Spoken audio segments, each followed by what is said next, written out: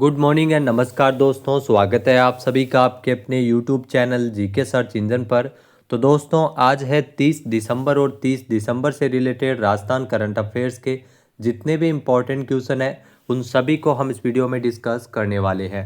तो पूरा वीडियो बहुत ध्यान से देखना और वीडियो के एंड में मैं आपसे एक क्वेश्चन भी पूछूंगा जिसका आंसर आप सभी को कमेंट बॉक्स में देना है। इसके अलावा कल के वीडियो में मैंने आपसे एक क्वेश्चन पूछा था जो था नई दिल्ली में 13 जनवरी से लेकर 19 जनवरी 2025 तक आयोजित होने वाले पहले खो खो विश्व कप में राजस्थान से कितने खिलाड़ी भाग लेंगे। तो राजस्थान से इस प्रतियोगिता में 6 खिलाड़ी हिस्सा लेने वाले हैं, यानी कि ए ऑप्शन इसका बिल्कुल सही था। जिन दोस्तों ने ए ऑप्शन कमेंट बॉक्स में सही जवाब दिया था उनको हार्दिक शुभकामनाएं। तो अंतर्राष्ट्रीय खो खो महासंघ इंग्लैंड और भारतीय खो खो महासंघ नई दिल्ली के द्वारा संयुक्त रूप से आयोजित पहला खो खो विश्व कप ये 13 जनवरी से लेकर 19 जनवरी 2025 तक इंदिरा गांधी स्टेडियम नई दिल्ली में आयोजित किया जाएगा। इस विश्व कप में राजस्थान से 6 खिलाड़ी हिस्सा ले रहे हैं, जिसमें 3 लड़के हैं और 3 लड़कियां हैं। खो खो विश्व कप दिल्ली में होगा और 24 देशों की टीमें इसमें भाग लेगी। राजस्थान के 6 खिलाड़ी विश्व कप खेलेंगे। तो चलिए स्टार्ट करते हैं आज के राजस्थान करंट अफेयर्स। पहला क्वेश्चन है, राजस्थान से किसे green crusader of the year सम्मान से नवाजा गया है। तो यह पुरस्कार मिला है श्याम सुंदर पालीवाल को, जो आप तस्वीर में देख रहे हैं, यानी कि ए ऑप्शन यहाँ पर बिल्कुल सही है। इनको green crusader of the year award से नवाजा गया है एबीपी न्यूज़ की ओर से। आइए जानते हैं इम्पोर्टेंट फैक्ट्स। तो सामाजिक कार्यकर्ता श्याम सुंदर पालीवाल, इनको एबीपी न्यूज़ के newsmaker of the year award की green crusader of the year सम्मान से नवाजा गया है। श्याम सुंदर पालीवाल पिपलांतरी मॉडल के संस्थापक है, जहां पर राजस्थान के पिपलांतरी गांव में हर बार एक पिता 111 पेड़ लगाता है।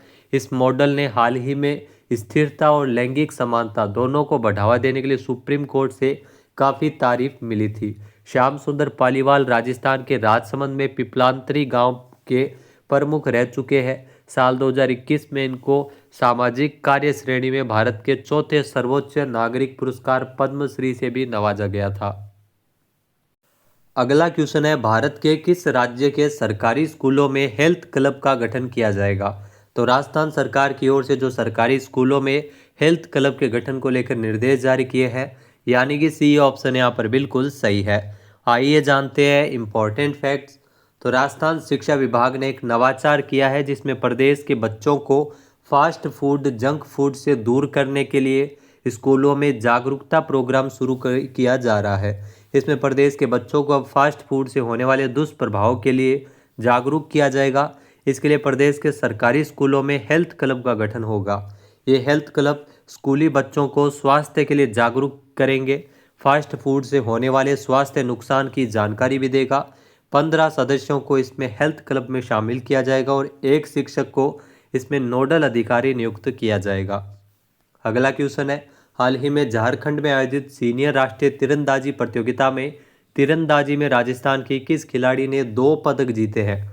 तो इसमें ध्यान रखना, स्वाति दूधवाल जो आप तस्वीर में देख रहे हैं, इन्होंने 2 पदक जीते हैं। सी ऑप्शन इसका बिल्कुल सही है। आइए जानते हैं इम्पोर्टेंट फैक्ट्स।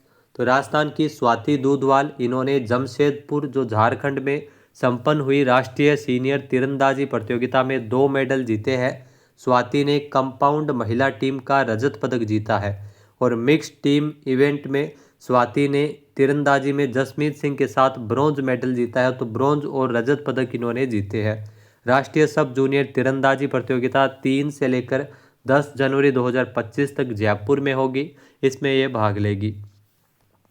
नेक्स्ट है, हाल ही में राजस्थान से किसे प्रतिष्ठित भारत गौरव पुरस्कार से सम्मानित किया गया है। तो भारत गौरव पुरस्कार से नवाजा गया डॉक्टर संदीप बख्शी को, यानी कि ए ऑप्शन यहाँ पर बिल्कुल सही है। आइए जानते हैं इम्पोर्टेंट फैक्ट्स।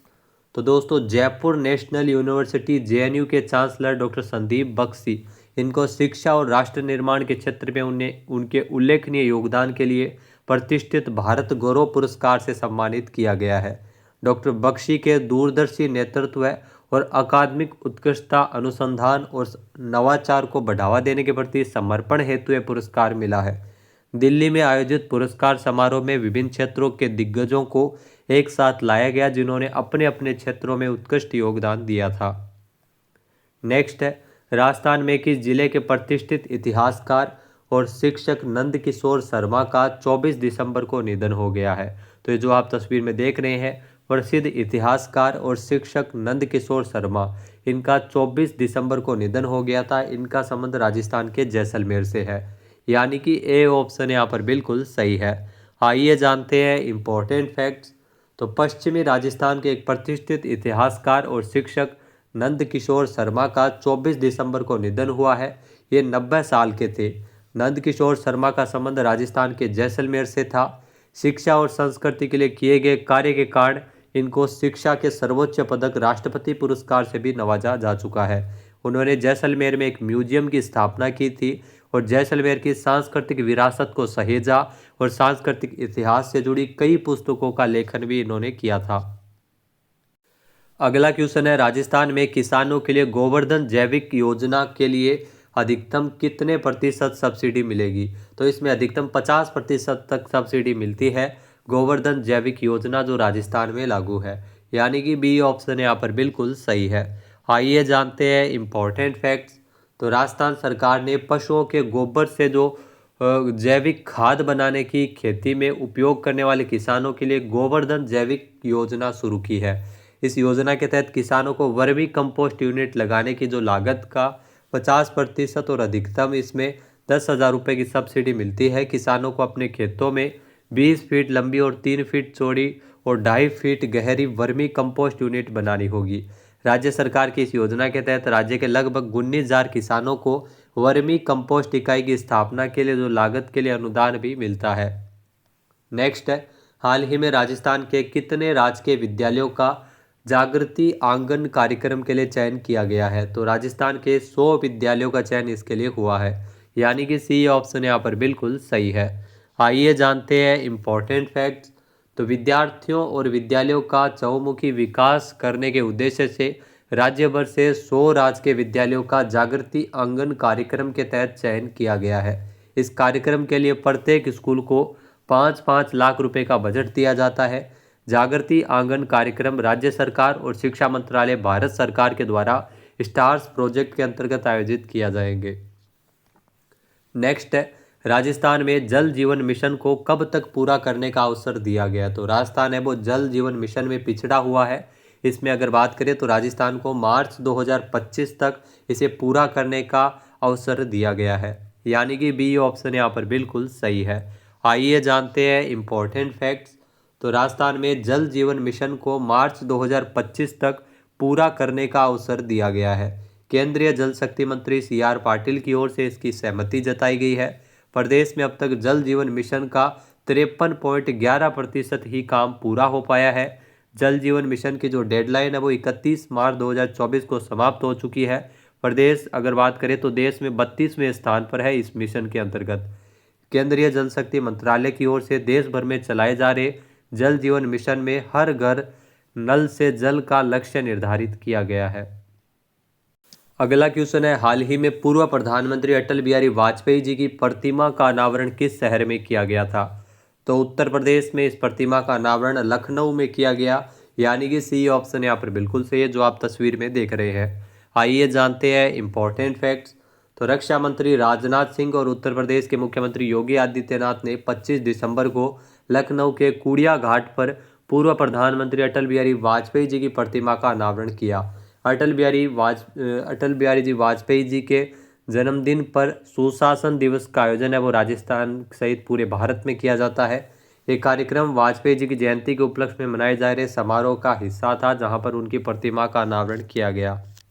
नेक्स्ट है, केंद्रीय वित्त मंत्रालय ने नए राजस्व सचिव के रूप में किसे नियुक्त किया है? तो केंद्रीय वित्त मंत्रालय की ओर से नए राजस्व सचिव के रूप में नियुक्ति की गई है अरुणीश चावला की, जो आप तस्वीर में देख रहे हैं, यानी कि सी ऑप्शन यहाँ पर बिल्कुल सही है। आइए जानते हैं इम्पोर्टेंट फैक्ट्स।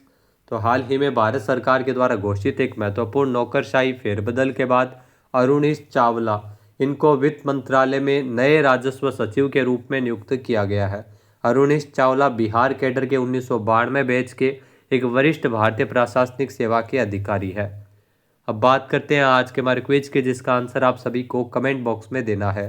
तो आज का क्विज है, भारत में जो राजस्थान की भजन लाल सरकार ने 28 दिसंबर को हुई कैबिनेट की बैठक में गहलोत सरकार में बनाए गए कितने जिलों को खत्म करने का निर्णय लिया गया है। एक बार फिर से सुनिएगा, राजस्थान सरकार की ओर से 28 दिसंबर को हुई कैबिनेट बैठक में गहलोत सरकार में बने कितने जिलों को खत्म करने का फैसला लिया गया था। सही आंसर आपको कमेंट बॉक्स में देना है। और अगर ये वीडियो आपको पसंद आए तो इसे आप लाइक और शेयर करना बिल्कुल न भूलिएगा। चैनल पे नए जुड़े हैं, सब्सक्राइब नहीं किया है तो अभी सब्सक्राइब बटन पर क्लिक करें। इसके अलावा दोस्तों, जनवरी से लेकर दिसंबर तक का वीडियो है वो इसी चैनल पे अपलोड किया जा चुका है और इसको आप ज़्यादा से ज़्यादा शेयर कीजिएगा। पीडीएफ फाइल के लिए टेलीग्राम चैनल ज़रूर ज्वाइन कीजिए, जहाँ पर आपको इस वीडियो की पीडीएफ फाइल मिल जाएगी। जय हिंद, जय भारत, जय राजस्थान।